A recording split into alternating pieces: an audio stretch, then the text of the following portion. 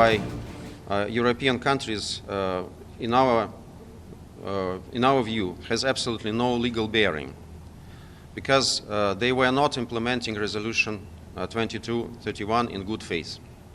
For example, they did nothing in terms of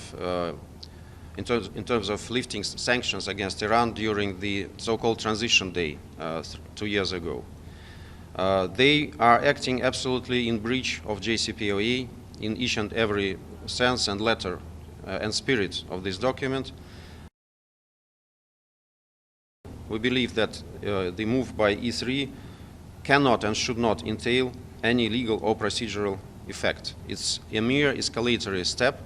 It's something that is absolutely showing that the Western countries do not know what is diplomacy about. They don't care about diplomacy. They care only about blackmail and threats and coercion of independent countries. Problems, and so what hope do you hold? Now the world is at crossroads. It's quite clear. One option is peace, diplomacy, goodwill, normal human contact. Another option is kind of diplomacy at the barrel of the gun. Hands extortion and blackmail, all other things. The second option is clearly represented by the action that was triggered today by France, UK, and Germany. You all know that they circulated a letter triggering so-called Snapback.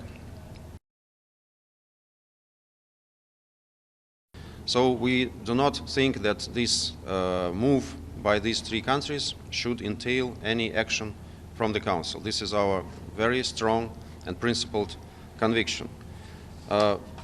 Of course, it will affect the overall climate over the issues related to Iranian nuclear program. It will complicate international cooperation in this regard. So we think that the option that proposed Russia and China today is a way that everybody should follow in order to avoid complications, in order to avoid problems, serious problems for international peace and security, in order to give some chance and breathing space for diplomacy. We believe in common sense, we believe in diplomacy, we believe in the fact that many countries understand what can follow if this situation is going to the spiral of violence and further breach of international law. I want to make an important announcement.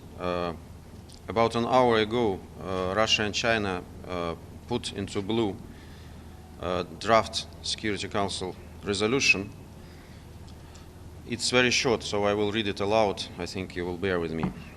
The Security Council, recalling its resolution 2231, 2015, acknowledging the importance of finding a negotiated diplomatic solution to the issues related to Resolution 2231, 2015, recognizing the necessity of allowing additional time for negotiations on this matter, Para 1 decides to technically extend for 6 months till 18 April 2026 the 10-year term after the Joint Comprehensive Plan of Action, JCPOA, adoption day, indicated in Resolution 2231, 2015, and its annexes, with a possibility for a further extension.